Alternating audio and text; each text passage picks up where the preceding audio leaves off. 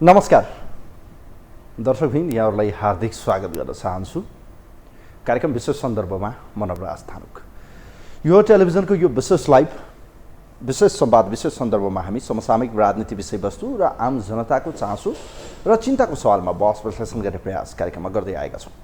विशेष त आजको विशेष अङ्कमा हामी कानुनका ज्ञाता, कानुन व्यवसायी, वरिष्ठ अधिवक्ता सुरेन्द्र महतोसँग हामी पछिल्लो समय नागरिकता विधेयकलाई लिएर खास गरी सत्ता पक्ष, त्यसै गरी प्रतिपक्ष र सरकार र राष्ट्रपति अर्थात् शीतल निवासको बिचमा अलिकति टसल जस्तो अलिकति चाहिँ यसले ल्याउने परिस्थिति के हुन्छ भन्ने विभिन्न किसिमका अड्कलबाजीहरू भइरहेको अवस्था देखिन्छ। खास गरी केही समय पहिले अर्थात् साउन 15 गते राष्ट्रपति कहाँ प्रमाणीकरणका निम्ति संसदबाट पारित भएको नागरिकता विधेयकलाई सभामुखले पठाउनुभयो। तर राष्ट्रपतिले उक्त विषयमाथि आफ्ना विभिन्न राय राख्दै केही 9वटा विषयमा चाहिँ उहाँले आफ्नो मतहरू जाहेर गर्दै या एक किसिमको सुझावको रूपमा केही यसमा चाहिँ तपाईँहरूले संशोधन गर्नुहोस् अर्थात् यसमा पुनर्विचार गर्नुहोस् भन्ने आशयका साथ संविधानको धारा 113 को उपधारा 13 को चाहिँ 3 बमोजिम उक्त विधेयकलाई चाहिँ फिर्ता पठाइदिनु भयो। 2 बमोजिम उसलाई प्रमाणीकरण गर्नु पर्थ्यो।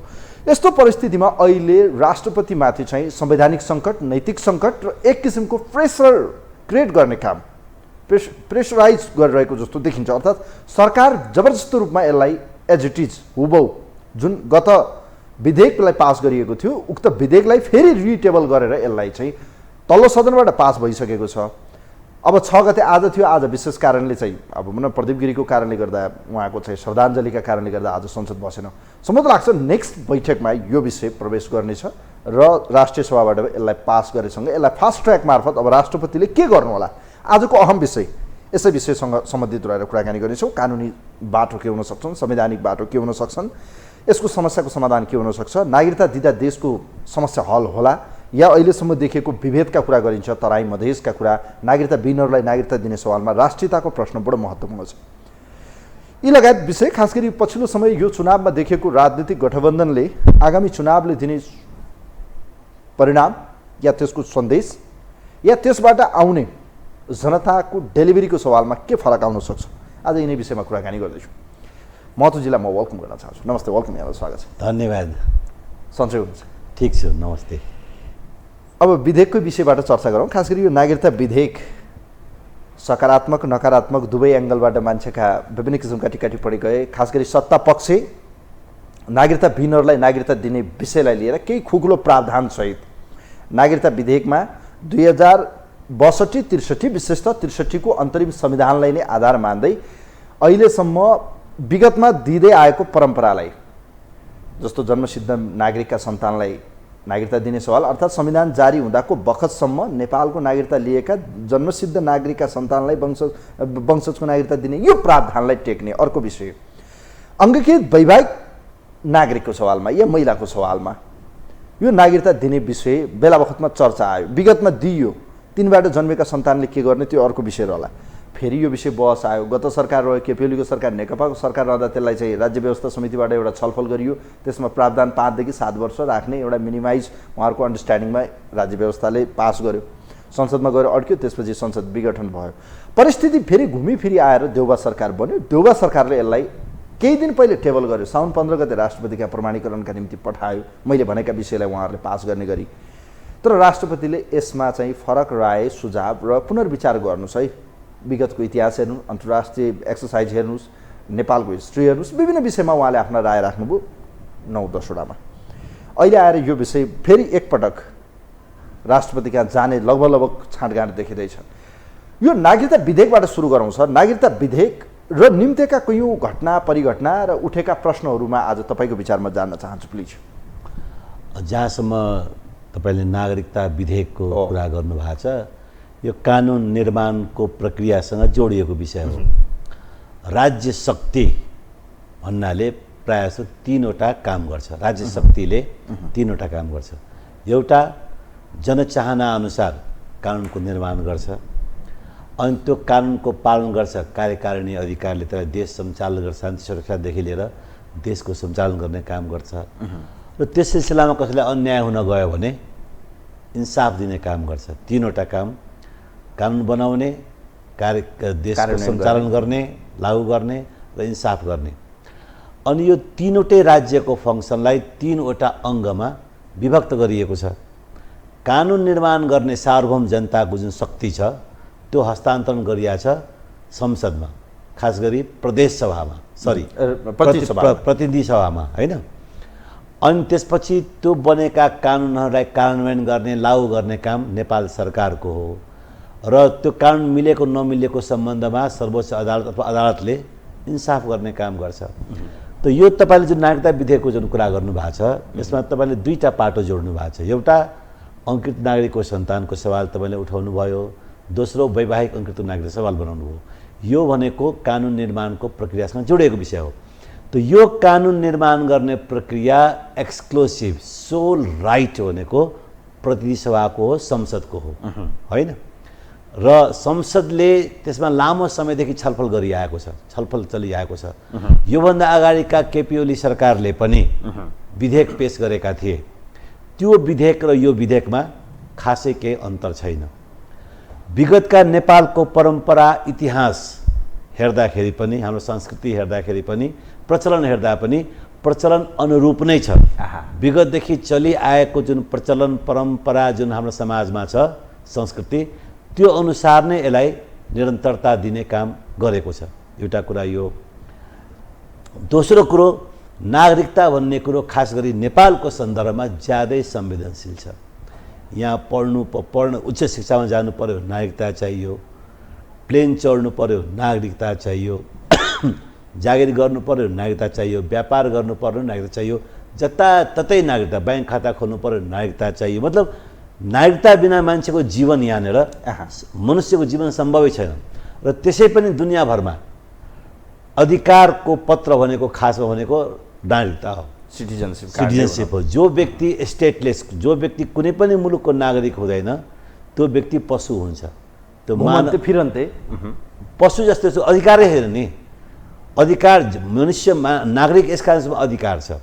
अधिकार मनुष्यमा अधिकार नहुने हो भने मनुष्य र पशुमा के फरक? एउटै हो नि। त्यस कारण यस्तो संवेदनशील विषयमा नेपालको जुन परम्परा छ त्यसअनुसार यो विधेयक संसदबाट पारित भयो र संसदको जुन प्रावधान छ यो हरेक प्रावधान संविधान अनुकूल छ। नेपालको संविधान 2072 सालमा जारी भएपछि एउटा ठुलो चाहिने परिवर्तन आएको छ, युगान्तकारी परिवर्तन तपाईँ भन्न सक्नुहुन्छ। 72 सालको संविधान आउँदाभन्दा अगाडिसम्म 63 सालको संविधानसम्मले अङ्गीकृत जन्मसिद्धको नागरिकता प्रदान गर्ने व्यवस्था गरेको थियो। नेपालको भूमिमा कुनै विदेशीको यहाँ जन्म भएछ, यहीँ हुर्क्यो, यहीँ बस्यो, यहीँ पालन पोलन यसो भयो, सबै यहीँ शिक्षा भएको छ भने त्यो व्यक्तिले जन्मको आधारमा जनसिद्ध नागरिकता प्राप्त गर्ने प्रचलन थियो। 72 सालको संविधानले त्यसलाई हटाइदियो। 72 सालको संविधान जारी भइसके पछाडि नेपालको माटोमा जन्मेकै कारणले कुनै पनि व्यक्तिले अब नागरिकता प्राप्त गर्न सक्दैन। यो भनेको ठुलो परिवर्तन हो नि संविधानको, है। तर योभन्दा अगाडि जन्मसिद्धको नागरिकता जसले प्राप्त गरिसकेको छ, अब उपरान्त कुनै पनि व्यक्तिले नेपालमा जन्मेको कारण नागरिकता प्राप्त गर्न सक्दैन। अब संविधानले रोकिदियो। योभन्दा अगाडिसम्म जुन व्यक्तिहरू यहाँ जन्मेको माटोको सम्बन्ध छ, यो जुन माटोमा लेखेकै छ नि, संविधान जारी हुँदाको बखत, अर्थात् यो संविधान जारी हुँदाको बखत पूर्व भनौँ न, उहाँहरूले त्यही भनिरहनु भएको 63 छैन।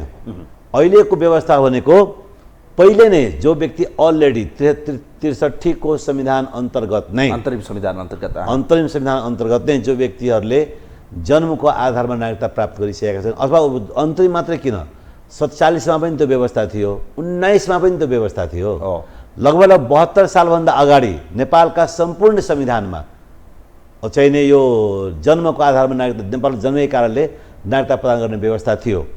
ती व्यक्ति नागरिकता प्राप्त गरिसकेका छन्। अब तिनको सन्तान कुन देशको नागरिक हुने भनेपछि यो संविधानले व्यवस्था गरेको है।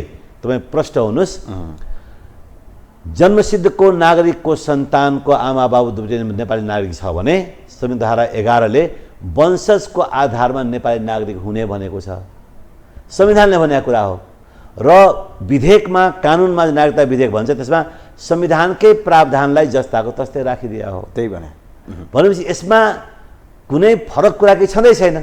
यसमा यति ठुलो फरक मत ल्याउनु पर्ने, बवाल मचाउनु पर्ने कुनै पनि कारण छैन। यसको विरोध गर्नुको अर्थ तपाईँले नेपालको संविधानको विरोध गर्नु हो, नेपालको संविधान मान्दिन भन्नु हो। एउटा कुरा यो। दोस्रो कुरो तपाईँले उठाउनु हो वैवाहिक अंगीकृत नागरिकताको कुरा। कानुनको लागि समाज हो कि समाजको लागि कानुन हो? नेचुरली सिम्पल आन्सर आउँछ, कानुन भनेको समाजको लागि हो। समाजले आफ्नो आवश्यकता अनुसार कानुनको निर्माण गर्दछ। अनि नेपाली समाज मात्रै नभनौँ,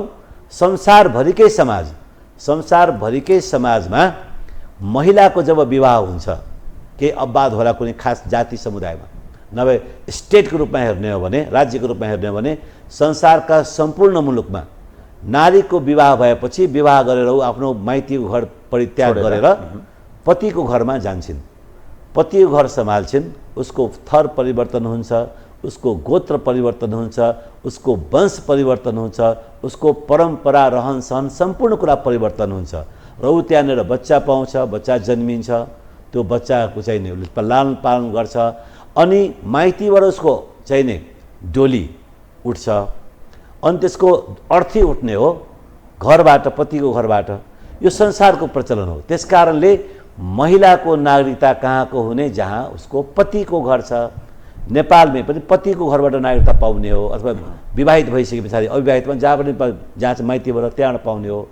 हाम्रो समाजमा जब पत्नी विवाह गरेर कुनै विदेशी महिला नेपाल आउँछिन् र सब चिज आफ्नो त्याग गरेर नेपालमा आफूलाई समर्पित गर्छिन्, आफ्नो पतिको घरमा समर्पण गर्छिन्, त्यहाँ ऊ आमा बन्छिन्, त्यहाँ ऊ बुहारी बन्छिन्, त्यहाँ पत्नी बन्छिन्, होइन, भोलि गएर सासू बन्छिन्। ती महिलालाई नागरिकता हामीले प्रदान गर्दै आएको छ। अहिलेसम्म प्रचलन संस्कृति यही रहिआएको छ परम्परा अनुसार। अहिले आएर र संविधानले पनि त्यो कुरा त्यही गरेको छ। केपी ओली सरकारले पनि यसलाई निरन्तरता दिएको थियो। विगत लामो समय नेपालको इतिहासमा लामो समय निरन्तरता सबै सरकार भनौँ न सबैले गरिआएको छ भने 81 अहिले होइन, अहिले दिनु हुँदैन, 7 वर्षलाई पर्खाउनु पर्छ भनेको त त्यो बुहारीप्रतिको विभेद हो नि। त्यो आफ्नै नेपाली नागरिककी चाहिँ आमाप्रति विभेद, नेपाली नागरिककी पत्नीप्रतिको विभेद, नेपाली नागरिककी बुहारीप्रतिको विभेद हो नि। र यो परम्परा संस्कार संस्कृति चलिआएको कुरा हो। अहिले 81 त्यो ल्याउनु पर्ने, त्यो शान्त पोखरीमा ढुङ्गा फालेर तरङ्ग निर्माण गरेर र मुठभेडको अवस्था समाजमा असहज स्थिति निर्माण गर्ने काम त यसका विरोध गर्नेहरूले गरेका छन्। विरोध गर्ने फेरि विरोध गर्नुपर्ने कारण पनि भन्दैन। कारण के भन्छ भने भारतमा 7 वर्ष छ अरे, त फलाना देशमा 2 वर्ष छ अरे, ढिकानो देशमा यति वर्ष छ अरे। हामी यहाँ कपी एन्ड पेस्ट गर्न बसेका हौँ। कुन देशमा कहाँ के छ त्यसका लागि बसेका हौँ कि मान्छेहरूले के भन्छन्? आफ्नो समाजका लागि बसेका हौँ। राष्ट्रियता सङ्कटमा पर्छ, भोलि गएर राजकीय सत्ताको परिस्थिति आउला। ती राज्यका महत्त्वपूर्ण अङ्गमा चाहिँ ती व्यक्तिहरू आज जो नेपाली होइनन्, जो आयातित रूपमा पछि आएका छन्, तिनलाई हामीले देशको नागरिकता दिँदा भोलि गएर तिनीमा राजकीय सत्ताको जुन मोह पलायो या चुनाव जितेर गए, त्यसपछि ती चाहिँ राज्यको सत्तामा पुग्यो भने भोलि गएर नेपाल सिक्किमीकरण हुन्छ या फिजीकरण हुन्छ, नेपाल सिद्धिन्छ, नेपालको अस्मिता सिद्धिन्छ, नेपालको राष्ट्रियता सिद्धिन्छ, हाम्रो आफ्नो अस्तित्व या हाम्रो पहिचान गुम्छ भन्छन्। यसमा तर्क राख्नुहोस् त। यही त बवाल कुरो छ नि।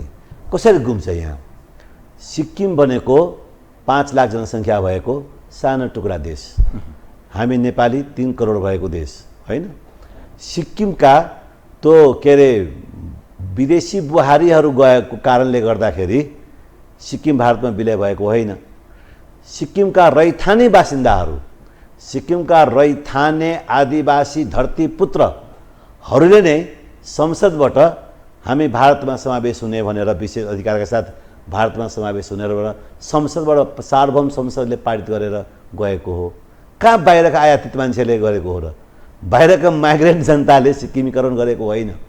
फिजीको सवाल गर्नुहुन्छ भने फिजी सरकारले त्यतिखेर नै विदेशी मजदुरहरूलाई, भारतको मजदुरहरूलाई त्यहाँ लगेर बसाएको हो। आज होइन, पुस्ता पुस्ता पुस्ता बितिसक्यो। के अरे बेलायती उपनिवेशको टाइममा त्यतिदेखि बसिरहेको मान्छे छ, उसलाई फिजीकरण किन भन्ने? ऊ त फिजी नै हो नि। 100 वर्ष अगाडि, 200 वर्ष अगाडि जो मान्छे त्यहाँ बसिरहेछ उसको राष्ट्रमाथि उसलाई त्यहाँ चिन्ता छैन। हामी यहाँ बसेर चिन्ता गर्ने। अनि नेपालमा विवाह गरेर आउने महिला भनेको विदेशी कसरी भयो? त्यो त नेपाली भयो नि।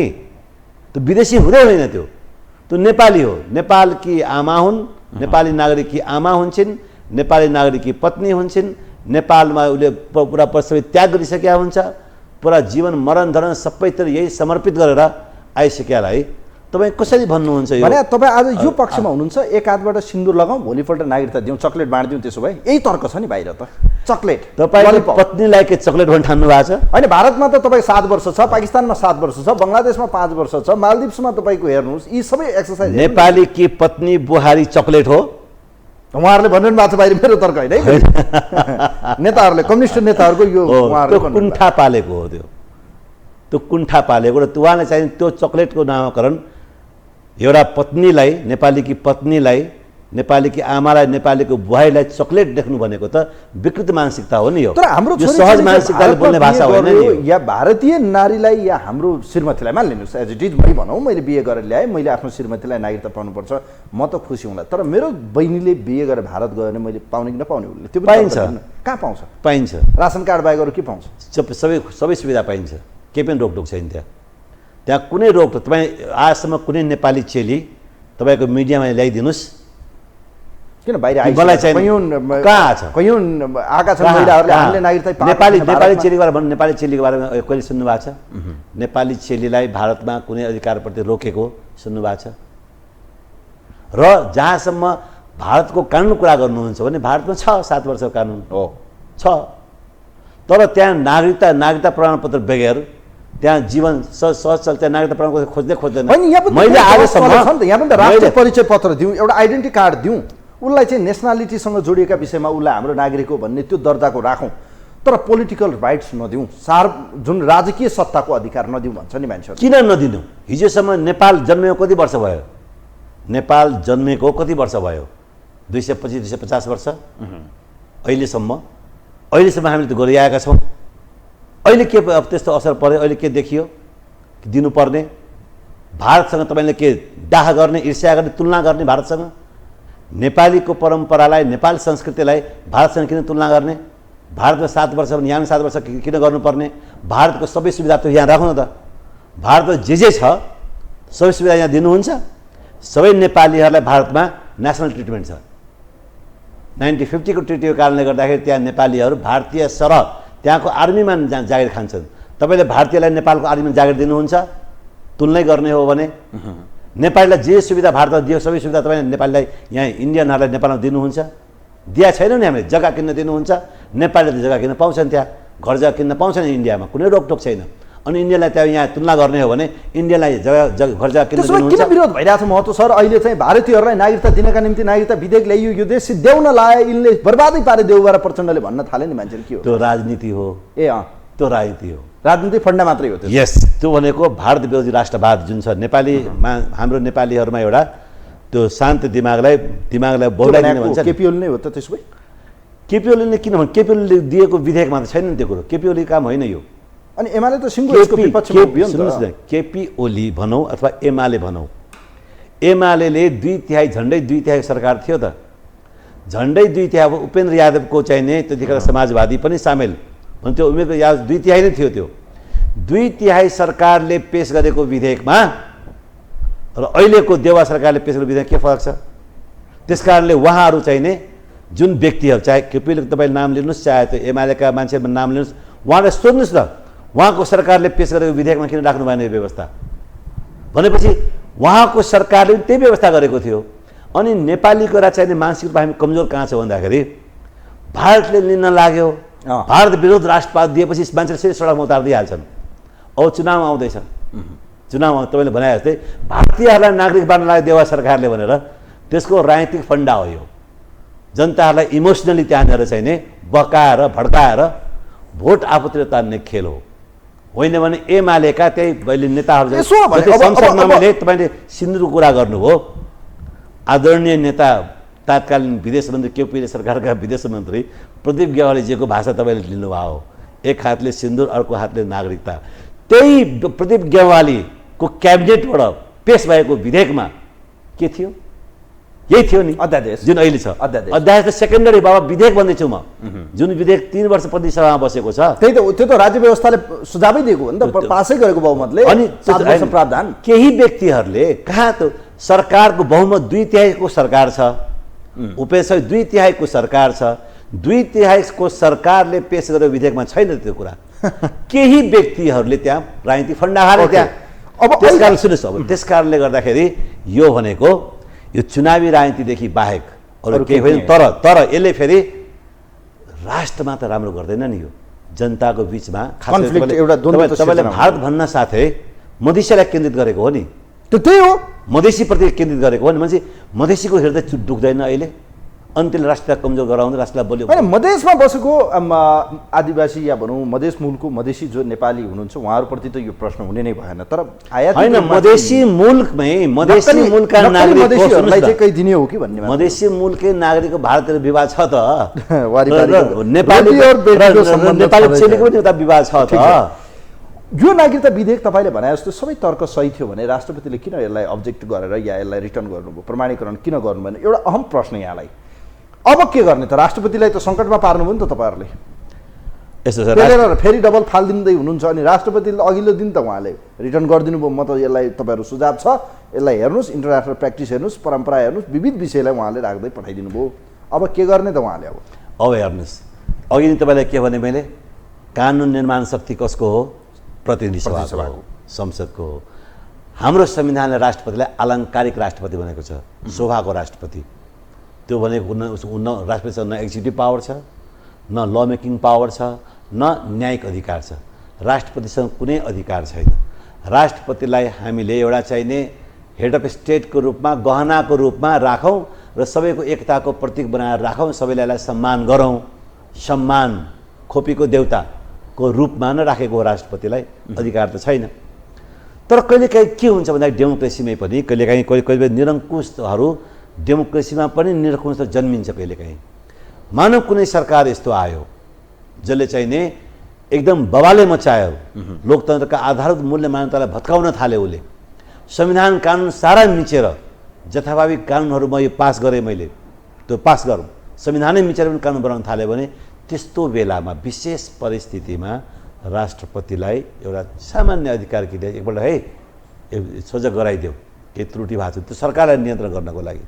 पार्लियामेन्टले पनि कानुन बनाउँछ भने अचाक्ली त्यो संविधानकै बरखिलाफ भएको जस्तो, देशको लामो समयको परम्पराको खिलाफ गइरहेछ भन्ने एउटा कुरा।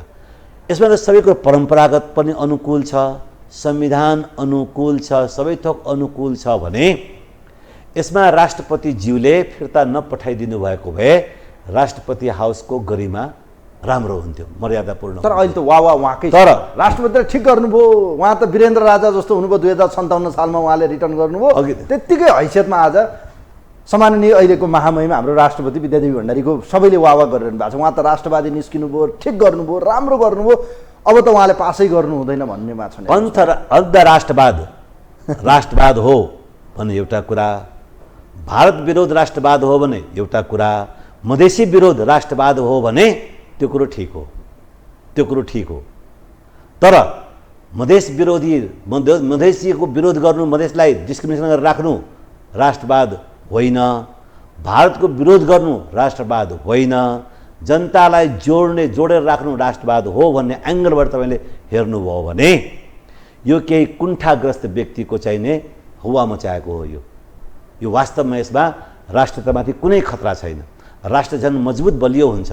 आजसम्म नेपालको इतिहास तपाईँले पल्टाएर हेर्नुभयो भने हाम्री बुहारी जुन विदेशबाट आएका बुहारीहरूले अहिलेसम्म नेपालको राजसत्तामा के चाहिँ पावर एक्सर्साइज गरेको छ र के चाहिँ गरेको छ? कुनै पनि उदाहरण, सरिता गिरीको उदाहरण दिन्छन् हेर्नुहोस्। उहाँले त टेरिटोरीको विषय उड्दाखेरि, लिम्पियाधुरा लिपुलेखको उड्दाखेरि यो त भारतका हो भनेर भनिदिनु लाग्नु भएको थियो अरे। उहाँ त त्यसपछि त उहाँले राजीनामा दिनु पर्यो, उहाँले कारबाही। नेपालको सभरेन्टीको सवालमा त राजीनामा होइन, सभरेन्टीकै सवालमा बुहारीको सरिता गिरीको पनि सभरेन्टी हो नि। सरिता गिरीले एगेन्स्टमा त भोट हाल्नु भएन नि। सरिता गिरीले त्यो प्रस्तावको विरुद्धमा भोट हाल्नु भएको छैन। उहाँले हाउसमा के भनिरहनु भएको थियो भने वार्ताद्वारा सल्टाउँ, हतार नगरौँ भन्ने न हो उसको।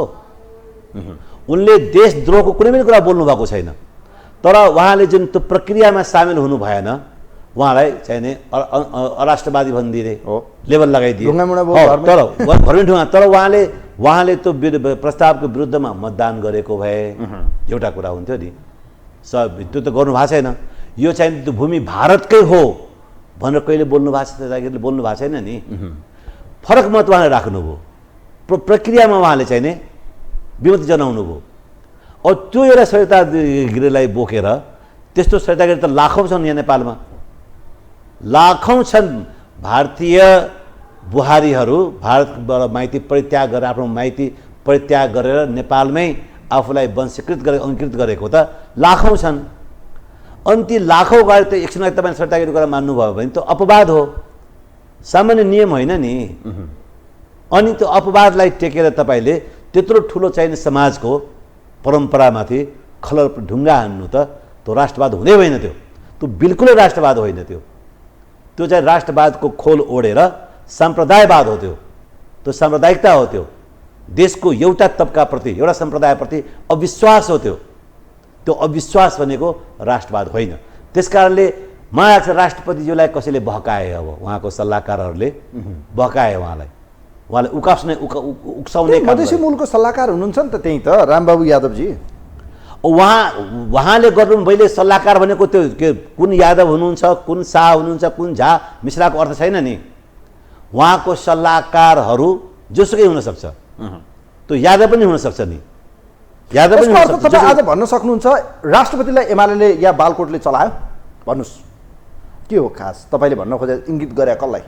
मैले त्यसै त भन्न मिलेन, त्यो चाहिँ भन्न मिल्दैन। तर एउटा कुरा चाहिँ के भन्छ नि, यो संयोग राष्ट्रपतिको त्यो विधेयकमाथि त्यति मन नलगाउनु प्रमाणीकरण गर्नमा र एमालेका केही सांसदहरूले त्यसको विरोध गर्नु, त्यो चाहिँ तारतम्य मिलेको देखिन्छ। यसको अर्थ एमाले उक्सायो भनेर भन्न मिल्ने होइन। तर मैले किन एमाले नउक्सायो पनि हुनसक्छ, अरू पनि व्यक्ति उहाँको सल्लाह लिने क्रममा सबै एमाले के त गएका छैनन् नि, अरू पनि गएका छन् नि सल्लाह दिन जानेहरूमध्येमा। यदि एमाले उक्साउनु थियो भने एमालेको 2/3 सरकार, मैले अघि पनि भने जुन विधेयक पेश गर्नुभएको थियो त्यो विधेयकमा त 7 वर्ष क्लज राख्नु भएको थिएन। त्यसकारण एमाले पनि संस्था पनि चाहँदैन, एमाले पार्टी पनि 7 वर्ष राख्नुपर्छ भन्ने चाहना भित्री मनले छ जस्तो लाग्दैन मलाई। राजनीतिक रूपमा चाहिँ यसो देखाइदिउँ न त, फेस सेभिङ यसो राजनीतिक रूपमा देखाउनलाई मात्रै हो जस्तो लाग्छ मलाई। अब के गर्नु होला राष्ट्रपतिले? बाहिर चर्चा छ, कानुनविदहरूसँग, संविधानविदहरूसँग, विभिन्न परामर्श सल्लाहकारहरूसँग सल्लाह लिइरहनु भएको छ अरे भन्ने कुरा आयो। नागरिकता विधेयकलाई लिएर उहाँ संवैधानिक नैतिक सङ्कट, दुईटै सङ्कटमा उहाँ पर्नुभयो। संवैधानिक रूपमा हेर्ने भने अब त उहाँले पास गर्नै पर्छ, हिजो प्रमाणीकरण गर्नु भएन, आज गर्नै पर्ने हुन्छ। दोस्रो कुरा उहाँलाई नैतिक प्रेसर पनि छ, अब एजिटेड छ, त्यसलाई के गर्ने? बाहिर सल्लाह छ उहाँ राजीनामा दिएर जाने कि के गर्ने? तपाईँलाई के लाग्छ राष्ट्रपतिको उपयुक्त कदम के हुनसक्छ? या उहाँ अहिले चाहनुहुन्छ कि म राजनीतिमा जान चाहन्छु, अब योभन्दा बरु एकचोटिलाई राजीनामा दिउँ, फेरि खुला राजनीति? मैले राष्ट्रपतिजीलाई सल्लाह दिनु परेको भए मैले के भन्थेँ भने यसलाई तपाईँले हजुरले सामान्य रूपमा लिनुपर्छ। यो इगो लर्ने एक बिल्कुल होइन। यो संविधानको प्रक्रिया, संविधानको व्यवस्था हो। विधेयक आयो, हजुरले त्यसमा चाहिँ नि के अरे अध्ययन गर्नुभयो, अरूसँग सल्लाह पनि लिनुभयो, कसैले भन्यो, हजुरलाई पनि लाग्यो यसमा पुनर्विचार हुनुपर्छ है भनेर हाउसमा पठाउनु भयो। त्यो संवैधानिक कुरा हो। हाउसमा गयो, हाउसले छलफल गर्यो, फेरि पास गर्यो, अनि भन्यो यो जुन राष्ट्रपतिले ध्यान आकर्षण गराउनुको जुन कुराहरू छ त्यो अहिले त्यति उपयुक्त चाहिँ छैन, यो चाहिँ थपिने कुराहरू हो, जुन विधेयक छ त्यो ठिकै छ भनेर छलफल गरेर पास गर्यो। अनि पास गरेपछि अब राष्ट्रपतिले के मान्नुपर्छ भन्दाखेरि मेरो काम थियो ध्यान आकर्षण गराउने, ध्यान आकर्षण मात्रै हो। त्यो चाहिँ पावर, भिटो पावर होइन, त्यो ध्यान आकर्षण गराउने। अनि त्यसपछि सार्वभौम सत्ता सम्पन्न संसदले, जसको ल मेकिङ अथोरिटी छ, संविधानले दिएको छ, उसले चाहिँ मैले पास गरिदिए भन्छ भने त्यसलाई सम्मान गर्नुपर्छ, प्रतिनिधि सभाको सम्मान गर्नुपर्छ राष्ट्रपतिज्यूले, त्यसमा प्रमाणीकरण गर्नुपर्छ। जसले बनाएको छ उहाँलाई चाहिँ राजीनामाको कुरा जो छ, संवैधानिक सङ्कटको कुरा आयो भन्छ, नैतिक सङ्कटको, त्यो उक्साउने कुरा हो। त्यो इमोसनली उक्साउने कुरा हो। त्यो हामीले यस्तो कुराहरूमा देशको सञ्चालनको, राज्य व्यवस्था सञ्चालनको सन्दर्भमा यसरी झिना मसिना कुराहरूमा उक्साउने, इमोसनल कुराहरू गर्ने भन्ने कुरा आउँदैन। बहुत जिम्मेवार पद हो। जिम्मेवारीपूर्वक यसो निर्वाह गर्नुपर्छ। हामीले बुझ्नुपर्छ कि संसदले पास गरेपछि मैले प्रमाणीकरण गर्नुपर्छ, सरल र सहज रूपमा लिनुपर्छ। उहाँले यसमा अब कुनै पनि काम गर्नु हुँदैन। अब बरुमा मैले सल्लाह गर्नु पर्दा त अब फर्दर उहाँले यो विषयमा चर्चा पनि गर्नु हुँदैन र फर्दर सल्लाह पनि गर्नु हुँदैन। अब मेरो कुरा राय सल्लाह मानेन, अब म के गरौँ भन्ने पनि रायको सल्लाहको विषय हो र यो। तर बाहिर चर्चा आयो नि त, बाहिर आयो तर त्यो ठिक होइन नि। त्यो हाम्रो परम्परा, हाम्रो चाहिँ ल मेकिङ जुन संवैधानिक व्यवस्था छ, त्यो व्यवस्थाको अनुकूल त्यो भएन। त्यो उहाँले हस्तक्षेपकारी अलिकति कसले त उक्साएको हो, त्यो कसले उक्साइदिएर त्यो चाहिने भएको हो। तर त्यो हुनु राम्रो होइन। त्यो राष्ट्रपतिलाई कसैले पनि उक्साउनु हुँदैन। राष्ट्रपतिको मर्यादा भनेको तमाम नेपाली 3 करोड नेपाली जनताको मर्यादा हो, हाम्रो साझा संस्था हो। त्यो साझा संस्थाप्रति आस्थामा अभिवृद्धि गराउने काममा हामीले उहाँलाई मद्दत गर्नुपर्छ। उहाँलाई उक्साएर उहाँको आफ्नो व्यक्तिगत पनि र राष्ट्र अध्यक्षको जुन पद छ, राष्ट्रपतिको जुन पद छ, त्यसको पनि मर्यादामा कुनै पनि आँच ल्याउने काम गर्नु हुँदैन। मलाई के लाग्छ अब के गर्नु होला उहाँले इन्डिभिजुअल? तपाईँ यो यही नै हुन्छ भन्ने नै एज अ प्रेडिक्सन? मेरो प्रेडिक्सन सामान्य यदि संविधान कानुनको चाहिँ उहाँ स्वयं पनि आफै पनि सामेल भएर भएको संविधान हो नि त यो संविधान। उहाँले राष्ट्रपतिजीले व्यक्तिगत रूपमा आफैले बनाउनु भएको संविधान हो। त्यसैले यो संविधान उहाँले आफैले बनाएको संविधान हो, आफैले बुझ्नु भएको संविधान हो। यो संविधानले प्रष्ट रूपमा भन्छ अब प्रतिनिधि राष्ट्रिय सभाबाट पारित भएर आएपछि फेरि प्रणयनलाई जान्छ। राष्ट्रपतिले बहुत इमिडिएट सरल ढङ्गले विथ स्माइल त्यसमा प्रणयनकरण गरिदिनुपर्छ। त्यो गर्नुपर्छ। तर राजीनामाको सम्भावना के देख्नुहुन्छ तपाईँ? म देख्दिनँ। मलाई चाहिँ त्यो केही मान्छेहरू समाजमा उथल पुथल चाहन्छन् जहिले पनि। खास गरी यो व्यवस्था परिवर्तन गर्न चाहने जुन शक्तिहरू हुन्छन् नि, त्यसले यस्तै बेलामा राज्यका अङ्गहरूको बिचमा टकराहट खडा गराउने काम गर्छन्। राज्यको अङ्गबिच टकराहट भयो भने असहज परिस्थिति निर्माण हुन्छ, अनि अस्थिरता हुन्छ। असहज परिस्थिति निर्माण भयो भने संविधान सङ्कटमा पर्छ, अनि संविधान सङ्कटको रूपमा नारा लगाइदिएर संविधानलाई फालेर फेरि अर्को नयाँ व्यवस्था ल्याउने, त्यो भनेको अहिलेको वर्तमान व्यवस्थाबाट असन्तुष्ट मान्छेहरूले उक्साउने काम गरेको हो। त्यो ओके, चुनाव आउँदैछ सर, यो अहिले राष्ट्रको ध्रुवीकरणलाई कसरी हेरिनु भएको छ? एज अ अब पोलिटिकल इस्युजमा जाउँ, ध्रुवीकरण ठिक हो या बेठिक हो त्यो पनि तपाईँको विचार जान्न चाहन्छु। यसले निम्त्याउने भावी चुनावी परिणामपछि देशमा स्थायित्व आउँछ कि आउँदैन? एज इट इज तपाईँ के सम्भावना, कम्युनिस्टहरूको फेरि अहिले ध्रुवीकरण सम्भावना या एकीकरणको सम्भावना के देखिरहनु भएको छ? सम्भावना राजनीतिमा सम्भावनाकै खेल त हो नि। राजनीतिमा जे पनि सम्भव हुन्छ। फेरि पनि कम्युनिस्टहरूको एकजुट एकीकृत हुनसक्छ, नहुन पनि सक्छ। राजनीतिमा जहिले पनि हुन्छ। जहाँसम्म यो गठबन्धनको किन अगाडि आयो यो गठबन्धनको सिलसिला भन्ने कुरो, हाम्रो डेमोक्रेसीमा के भन्छ भने प्रतिनिधि सभामा जसको सबैभन्दा धेरै अथवा बहुसङ्ख्यक जसको मेजोरिटी पुग्छ उसले सरकार बनाउनु पाउँछ, र सरकार बनाउनु चाहिँ एउटा प्राइम मिनिस्टर हुन्छ। र डाइरेक्टली और इन्डाइरेक्टली हेर्ने हो भने ल मेकिङ अथोरिटी पनि एकजना प्रधानमन्त्रीमै हुन्छ, किन जो बहुमतमा हुन्छ उही प्रधानमन्त्री हुन्छ, र जो प्रधानमन्त्री हुन्छ जो बहुमतमा हुन्छ उसले हाउसमा पनि बहुमत हुन्छ, र हाउसमा बहुमत उसले भने जस्तो कानुन पनि निर्माण गर्न सक्ने सहज हुन्छ, उसले सक्छ। हाम्रो पोलिटिकल सिस्टममा विगत केही चुनावहरूमा देखियो पनि, केहीमा देखिएन पनि, र खास गरी समानुपातिको व्यवस्था हामीले अंगीकार गरेपछि एउटै पार्टीको बहुमत आउने सम्भावना अब कम देखिन्छ। बहुमत आउने सम्भावना कम देखेर गएको छ। बहुमत आउने सम्भावना कम भएपछि सरकार स्थिर नहुने अनि उठापटक भइरहने, यो दल उताडो उता जुन हामीले विगतमा अनुभूति हामीले गरेका छौँ नि, त्यस पछाडि अब के छ भन्दाखेरि अहिलेको जुन व्यवस्थाबाट हामीले गठबन्धनको संस्कार संस्कृति छ त्यो बाध्यात्मक अवस्था हो हाम्रो अहिलेको सिचुएसनमा। भोलि आउन सक्छ मेजोरिटी पनि आउला, तर सामान्यतः अहिलेको जुन पार्टीहरूको जुन शक्ति जुन छ नेपालमा, जनतामा शक्ति जुन छ, त्यो शक्ति अहिले कुनै पनि दलको एकजुट ल्याउने बहुमत ल्याउन सक्ने सम्भावना देखिँदैन। यस्तो परिस्थितिमा त चुनाव यदि मिलेर लड्दछ भने चुनावकै बेलामा गठबन्धन बनाएर जान्छ भने भोलि सरकारको उलटफेरको सम्भावना कम रहन्छ। किन चुनाव पनि सँगैसँगै गएको छ, जितेर पनि सँगै आएको छ, म्यान्डेट पनि गठबन्धनलाई दिएको छ भने त्यो गठबन्धन सरकार बनाउनलाई सरल हुन्छ र राज्य सञ्चालन गर्न पनि सरल हुन्छ। होइन भने अहिले एक्लै जाने अनि पछि जितेर आउने, अनि त्यहाँबाट फेरि त हर्स ट्रेडिङ हुन्छ नि, त्यो खेल यताको उता उताको उता उता खेल चलखेल, अनि त्यो करप्सन त्यहाँबाट बढ्छ। र हाम्रै छिमेकी राष्ट्र भारतमा पनि हेर्ने हो भने त्यहाँ एनडिए गठबन्धन, युपिए गठबन्धन। हालाकि हेर्नुहोस् तपाईँको एनडिए गठबन्धन खास गरी यो मोदीको सरकार बनेपछि दुवै पटकको निर्वाचनमा भारतीय जनता पार्टीले बहुमत प्राप्त गरेको छ, र पनि बहुमत प्राप्त गरे तापनि गठबन्धनमै छ। गठबन्धनलाई उसले छोड्नु भएन। उहाँहरूले साना साना दललाई सँगै लिएर हिँड्नु भएको छ। त्यो त ठुलो कुरा हो नि। त्यो युपिए छ, कङ्ग्रेस आएको सँगको जो गठबन्धन। त्यस कारणले जहाँ सिङ्गल एउटै पार्टीले बहुमत आउने सम्भावना जो छिनु हुँदै जान्छ, र हिन्दुस्तानमा करिब 1990 पछि निरन्तर गठबन्धनको सरकार सफलतापूर्वक पुरै कार्यकाल सम्पन्न गरिआएको छ। नेपालमा पनि झन्डै त्यो गठबन्धनको संस्कृति संस्थागत रूपमा हुँदै गयो भने मलाई लाग्छ डेमोक्रेसीको लागि नोक्सानदेह होइन। यो डेमोक्रेसी राम्रो हो, यो र स्थिर सरकार बन्छ, र सरकार बन्ने क्रम हुँदाखेरि चाहिने असहज स्थितिको निर्माण हुँदैन। बढी चाहिने चलखेल जुन हुन्छ, छिनछिनमा अविश्वास प्रस्ताव ल्याऊ, सरकार ढाल, त्यो खेललाई न्यूनीकरण गर्छ। यसको अर्थ तपाईँ अहिले नै चुनावी परिणामबाट अभ्यस्त हुनुहुन्छ कि आउँदो चुनावबाट गठबन्धनको पक्षमा बहुमत आउँछ, सरकार गठबन्धनले बनाउँछ, एमाले प्रतिपक्ष बन्छ भन्ने तपाईँको लगभग एउटा माइन्डसेट चाहिँ देखियो? मैले भन्न खोजेको यही गठबन्धन हुनु जरुरी छैन नि। जस्तै एमाले पनि अर्को गठबन्धन बनाउन सक्छ नि, सम्भावना छ नि अहिले।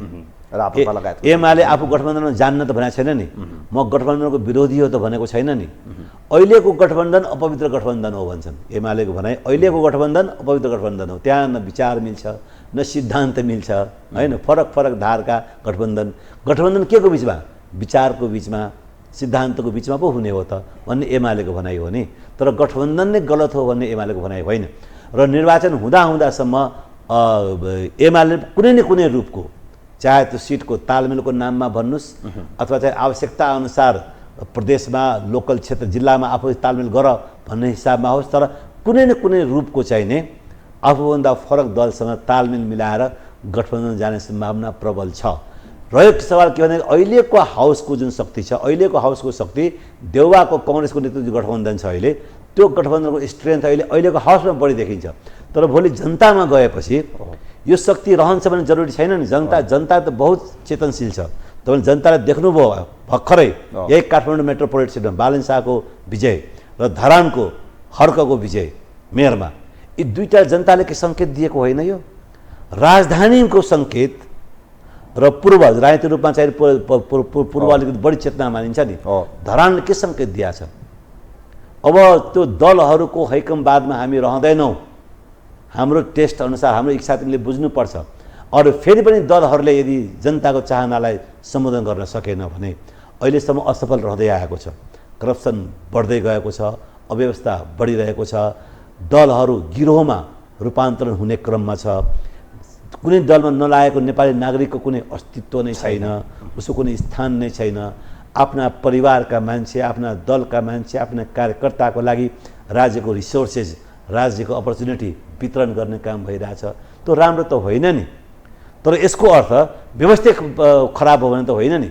जनताले जसरी काठमाडौँ मेट्रोपोलिटन सिटीमा, काठमाडौँ महानगरपालिकामा, धरानमा जुन सङ्केत देखाएका छन्, त्यो जनताको एजुकेसन लेभल बढ्दैछ। अझै त हरको कुरा गर्नुहुन्छ भने त उनको माइक समात्ने मान्छे पनि कोही थिएनन्, एक्लै भाषण गर्दा सुन्ने मान्छे श्रोता पनि थिएनन्, त्यतिकै हिँड्दै गर्ने। र पनि त्यत्रो तारात्मक भोट आयो। त्यहाँको जनता कति चेतनशील छ त? अनि के नेपाली जनता भेरा बाख्रा हो र? नेपाली जनताले तपाईँको मिडिया माध्यमबाट दिनरात देखिरहेको हुन्छ, हेरिरहेको हुन्छ, बुझिरहेको हुन्छ कहाँ के फन्डाहरू भइरहेछ। अनि जनताले अब रेडियो टेलिभिजन यति चाहिँ अहिले सञ्चारको माध्यम छ, र खास गरी चुनावको बेलामा यति धेरै कुराहरू आउँछ, छलफल आन्दोलन कुराहरू आउँछन्, त्यहाँ के अरे भाषणहरू हुन्छन्, एकअर्काको प्रतिरोध विरोध समर्थनको कुराहरू आउँछन्। त्यसपछि जनतालाई एजुकेट गरिरहेको हुन्छ, जनताले वाच गरिरहेको हुन्छ, र जनताले विवेक प्रयोग गर्छ। त्यस कारणले अहिलेको गठबन्धनले, खास गरी देउवा गठबन्धनले नै 100% परिणाम ल्याउँछ भन्नेमा तपाईँ विश्वास जरुरी होइन? विश्वास जरुरी छैन भनेको। ओके, यो चुनावी गठबन्धन यो गरिरहँदा खास गरी मधेस केन्द्रित दलहरूको अलिकति एनालाइसिस गरौँ। खास गरी मधेस केन्द्रित मामलामा अलिकति दखल भएको कारणले गर्दा पनि महत्त्व सर, मधेसमा 62-63 को परिवर्तन, विशेषतः 64 पछि एकाएक मधेस आन्दोलन सुरु भयो र नेपालका मेन स्ट्रिममा आउने क्रम उहाँहरूले राखे तापनि त्यो छवि उहाँहरूले बनाउन सक्नु भएन। तथापि उहाँहरू प्रतिनिधि सभामा हुनुहुन्छ, राष्ट्रिय सभामा हुनुहुन्छ। हिजो फोरम भयो, त्यसपछि बढ्दा बढ्दै अहिले आएर जसपा फुटेर लोसपा र तपाईँ जसपाबाट फुटेर फेरि नेसपा यो देखिरहनु भएको छ। अब यो गठबन्धनको संस्कार, यो कल्चरले चाहिँ महतो सर तपाईँ के भन्नुहुन्छ? यो क्षेत्रीयता राजनीति अब समाप्त हुन्छ या उहाँहरूको पोलिटिकल फ्युचर के हो? अब के हुन्छ त महतोजी, उपेन्द्रजीहरूको भविष्य के हुन्छ? अब यसलाई क्षेत्रीयता राजनीति भन्दा पनि यसलाई पोजिटिभ भाषामा प्रयोग गर्दाखेरि हामीले समावेशीकरणको राजनीतिको रूपमा लिनुपर्छ यसलाई। विगत लामो समयदेखि एउटा तबका, एउटा वर्ग, एउटा समुदाय, एउटा भाषाभाषीका मान्छेहरू राज्यको मेन स्ट्रिममा आउनै सकेका छैनन् लामो समयदेखि। त्यसलाई मोल स्ट्रिमिङकरण कसरी गर्ने र जसरी देशको पपुलेसन जुन बगैँचा, सुन्दर विभिन्न फुलको बगैँचा रहेको छ, राज्यका सम्पूर्ण अङ्गहरू त्यस्तै बगैँचाहरू धारण कसरी गर्छ भन्ने सवाल हो। त्यो सवालमा खास गरी जसलाई हामी क्षेत्रीय पार्टी भन्छौँ, मधेस केन्द्रित पार्टी भन्छौँ, जनजाति पार्टी भन्छौँ, उनीहरू अलिकति पीडित भएको हुनाले, उनीहरूले आफूलाई विभेदको शिकार भनेको हुनाले उनीहरू अलिक बढी एग्रेसिभ, आक्रामक देखिन्छन्। त्यो कुरा स्वाभाविक हो। अनि एउटा खास गरी हेजिमोनी, सत्तामा हेजिमोनी, राज्यका अङ्गहरूमा आफ्नो वर्चस्व जुन कायम राखिरहेको छ, उनीहरूको दृष्टिकोण आफूमा फरक हुनु स्वाभाविकै हो। त्यो अन्तर्द्वन्द्व समाजमा भइरहने कुरा हो। हिजो भयो, त्यो पनि ठिक छ, आज समाधान हुने क्रममा अगाडि बढ्दैका छ। तर अब यो गठबन्धनको संस्कृतिलाई निमिट्यान्नै पार्छ कि भन्ने हो। एक त उनीहरूले ठुलो आन्दोलन गरे, खास गरी संविधान निर्माणको प्रक्रियामा। त्यो आन्दोलन गर्नेमा धेरै ठुलो क्याजुअलिटी भयो। नेपालको इतिहासमा त्यति धेरै मान्छे एउटै आन्दोलनमा मरेको इतिहास छैन। यो नेपालको इतिहासमा सबभन्दा बढी मान्छे, एउटै आन्दोलन सबभन्दा बढी मान्छे मरेको भनेको त्यही मधेस आन्दोलन, खास संविधान बन्ने प्रक्रियामा मरेको थियो, मान्छेहरू मरेका थिए। अनि संविधान निर्माणको प्रक्रियामा ती विद्रोहीहरू पराजित भए। उनीहरू सकेनन्, उनीहरू पराजित भए। अनि पराजितको मानसिकता के हुन्छ? अब हार्यो, फेरि तिमीसँग अर्को विद्रोह गर्ने, आन्दोलन गर्ने शक्ति तिमीसँग छैन। अब के गर्छौ त? तात्काललाई एडजस्टमेन्ट गर। तात्काल के गर्छौ त? एडजस्टमेन्ट गर। जे छ परिस्थितिलाई स्वीकार गर र त्यही परिस्थितिमा अगाडि बढ र त्यही परिस्थितिमा आफ्नो बार्गेनिङ पावर बढाऊ। अनि यो गठबन्धनको कारणले गर्दाखेरि अब त पुरै निमिट्यान्नै हुन्छ भन्ने त होइन। उनीहरूले त्यहाँ पनि बार्गेनिङ गर्ने प्रयास त गर्छन्, तर बार्गेनिङ पावर चाहिँ नि कमजोर भएकै हो। त्यो चाहिँ भएकै हो। अब जसरी भनौँ न, अहिलेको सरकारमै उपेन्द्रजीको बार्गेनिङ पावर त केही पनि छैन अहिले। उहाँले केही त्यो उपलब्धि आफ्नो क्षेत्रको लागि, आफ्नो सोसाइटीको लागि, जसको मन्त्रीका लागि चाहिँ हुनसक्छ, यो त्यो व्यक्तिगत लाभ हान्ने कुरा हो। तर सोसाइटी एज ए होलको लागि के चाहिँ गर्न सक्नु भएको छैन नि। त्यसले बार्गेनिङ पावर कमजोर हुन्छ। उहाँ फेरि सत्ता पनि चाहिएको छ, फेरि सत्ता पनि चाहिएको छ, लडाइँ पनि लड्नु छ। बडा गाह्रो कठिन कुरा हो नि हो, होइन? त्यस कारणले सत्ताको चाहिँ नि आवश्यकता, अनि लडाइँ जिउँदो राख्न कठिन त हुन्छ। त्यस कारणले अहिले अलिक केही चाहिने त्यो आन्दोलन जुन तपाईँले भन्न खोज्नु, त्यो अलिक कमजोर अवस्थामा रहेको छ।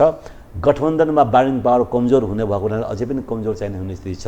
र खास गरी अहिले लोसपा र राजपा जुन खास गरी त्यो मधेसको लागि लड्ने दुईटा फोर्स, त्यो दुईटा फोर्सभित्रै अहिले 36 को आँकडाको सम्बन्ध छ, होइन? यस परिस्थितिमा पनि पोलिटिकल फोर्सहरू जब कमजोर हुन्छ नि, त्यति बेला त नेचुरली त्यसको बार्गेनिङ पावर पनि कमजोर हुन्छ र त्यो एजेन्डा पनि त्यो कमजोर हुन्छ। ओके, अन्त्यमा एउटा प्रश्न अब तपाईँसँगै विषय जोडियो। अब तपाईँ आजको अतिथि पनि हुनुहुन्छ। खास गरी यो महाभियोगको विषयलाई अलिकति कोट्याउन मन लाग्यो सर। कार्यक्रममा छोटो समय छ, 1-2 मिनट होला। खास गरी निवर्तमान भनौँ या अब उहाँमाथि अभियोग नै लागेको छ, निलम्बित भनौँ, तत्कालीन निलम्बित अब प्रधान न्यायाधीश चोलेन्द्र शमशेर जबरामाथिको महाभियोगलाई जसरी उहाँहरूले लट्काइयो, तर जनार्दन शर्मालाई चाहिँ सफाइ दिइयो। अब यो विभेदकारी भन्ने के भन्ने सर, न्याय दिने व्यक्ति नै आज अन्यायमा पऱ्यो, हेर्नुहोस्, यसलाई के भन्नुहुन्छ प्लिज? अब यसमा अनुसन्धान तहकिकात नै भएन, छानबिन नै भएको छैन। त्यसको अनुसन्धान हुनुपर्ने हो। किनभने यो महाभियोग भन्ने कुरो पार्लियामेन्टको प्योरली 100% पोलिटिकल फङ्सन होइन। यो क्वासी जुडिसियल फङ्सन पनि हो। यसमा के अभियोग लाग्छ, कसैले पद अनुसारको आचरण गरेनन्, उनले चाहिने देशको संविधान मानेनन् अथवा गलत क्रियाकलाप गरे, अनि ती पदका व्यक्तिहरूलाई हटाउने एउटा मात्रै उपाय छ, त्यो भनेको संसदले महाभियोग लगाउने हो। र महाभियोग लगाउने त्यो सङ्कल्प प्रस्ताव पास गरे जस्तो यो पास हुने होइन। यसमा त अनुसन्धान गर्नुपर्छ, बयान लिनुपर्छ। यसबाट यो पार्लियामेन्टेरियनले आफैले अनुसन्धान गर्ने विषय पनि होइन, एक्सपर्टहरू, अनुसन्धानका एक्सपर्टहरूलाई यसमा हायर गर्नुपर्छ, बयान लिनुपर्छ, साक्षी प्रमाणहरू बुझ्नुपर्छ, मान्छेले आह्वान गर्नुपर्छ, यसका विरुद्धमा के छन् तपाईँ जानकारीमा त्यो सबै कलेक्सन गर्ने, अनि त्यसपछि उनको भित्र छिरेर उहाँको एक कहाँ के छ सबै ठाउँको अनुसन्धान गर्ने, अनुसन्धान गरिसके पछाडि एक्सपर्टहरू लगाएर रिपोर्ट बन्छ। त्यो रिपोर्ट चाहिने आएपछि त्यो रिपोर्टले के देखाउँछ, उहाँलाई जुन आरोप लगाइएको छ साँच्चीकै त्यो हो कि होइन, त्यो रिपोर्ट आउँछ। त्यो रिपोर्टमा यदि क्लिन चिट दियो रिपोर्टले, अनुसन्धान व्यापक हामीले अनुसन्धान गऱ्यौँ, एक्सपर्टहरूले पनि अनुसन्धान गर्यो, अनुसन्धान गर्दाखेरि उहाँले त्यो सब जुन आरोप लगाएको छ त्यो अवस्था छैन भन्ने रिपोर्ट पनि आउन सक्छ। अथवा जति हामीले आशा त्योभन्दा पनि ठुलै बदमासी भए रहेछ भन्ने पनि अनुसन्धान रिपोर्ट आउन सक्छ नि। त्यो अनुसन्धान नै प्रारम्भ भएको छैन भनेपछि उहाँ निर्दोष हो कि दोषी हो भन्ने कुरो आरोपित चाहिँ हो, तर दोषी हो कि निर्दोष भन्ने कुरो मैले भने नि छिनोफानो त गरिदिनु पर्छ नि। तपाईँ सरकार तपाईँसँग म त्यहाँ आउँदैछु, संसदले यहाँनिर चाहिँ त्यो इमान्दारीपूर्वक त्यो प्रस्तावलाई अगाडि बढाएन। अब हेर्नुहोस्, अब चाहिने यो यसलाई कतिपयले चाहिँ राय शङ्काको घेरामा राखिरहेछन्, कसैले के भन्छ सबै मिले भन्छन्। अब मिलेर बसे, अब चाहिने यो कुनै नामको बहानामा टार्दै जान्छ, टार्दै गएपछि प्रतिनिधि सभाको कार्यकाल सकिन्छ, उता आरोपित प्रधान न्यायाधीश कार्यकाल सकिन्छ, उहाँ पनि घर बस्नुहुन्छ, यस प्रस्ताव पनि तुहाइदिने भन्ने एउटा पोलिटिकल गेम हो। यदि हो भने गेम हो, तर तपाईँले भन्नुभएको जस्तै जुन यसको गति छ नि, यसको अनुसन्धान तरिका बढाउनु पर्ने, त्यो गति हेर्दाखेरि यसको त्यही परिणाम उन्मुख हो कि भन्ने हामीलाई पनि लागेको छ। हस्, महतो सर समय दिनुभयो, स्टुडियोसम्म आइदिनु भयो, यो विशेष लाइभमा समय दिनुभयो, म धन्यवाद दिन चाहन्छु। धन्यवाद, यहाँले मलाई मौका दिनुभयो आफ्नो विचारहरू राखिदिनु, त्यसको लागि यो टेलिभिजन प्रसारप्रति हार्दिक आभार व्यक्त गर्दछु। हस्, थ्याङ्क यू सो मच। दर्शकवृन्द, यो विशेष संवाद विशेष सन्दर्भमा हामीसँग वरिष्ठ अधिवक्ता विश्लेषक पनि हुनुहुन्छ, विशेष त यो कानुनको ज्ञाता, र खास गरी यो पछिल्लो समय नागरिकता विधेयकले उठाएका कयौँ प्रश्न राष्ट्रपति र सरकारको बिचमा इगो जस्तो पनि देखिन्छ। संसदले पास गरिसकेको विषयलाई अब राष्ट्रपतिले के गर्नु होला, राजीनामा दिएर चाहिँ उहाँ खुला राजनीतिमा आउनु होला, या सरकार या प्रतिनिधि सभाले अगाडि बढाएको प्रमाणीकरणको यो विधेयकलाई चाहिँ अब उहाँले पास गर्नु होला। सँगै अब देखिएका कयौँ विषय, चुनावी परिणामको लगायतका विषयमा कुराकानी गऱ्यौँ। कार्यक्रम हेरिदिनु भयो, यहाँहरूलाई धेरै धेरै धन्यवाद दिँदै आजको यो विशेष अङ्कमा हामीसँग सुरेन्द्र महतो हुनुहुन्थ्यो, उहाँसँग म पनि बिदा हुन्छु। नमस्कार।